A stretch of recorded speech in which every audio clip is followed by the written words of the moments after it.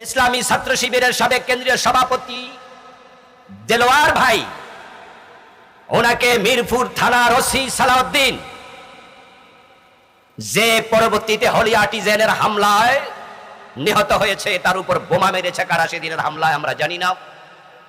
ওই সালাউদ্দিন রিমান্ডে উনাকে এতটা অত্যাচার করেছে, পিটাইতে পিটাইতে পরে টয়লেটে ঢুকাইয়া তার যে টয়লেটের কমোড, হাই কমোডে পানি বেশি থাকে, তো ওই পানির মাঝে ওনার মাথা চুপিয়ে রেখেছিল টয়লেটের কমোডে। ওনার লজ্জাস্থানে পর্যন্ত ইলেকট্রিক শক দেওয়া হয়েছিল।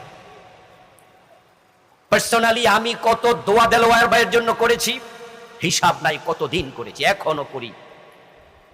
কারণ যারা সবচেয়ে বেশি মাজলুম ছিলেন তাদের মাঝে দেলোয়ার ভাই অন্যতম।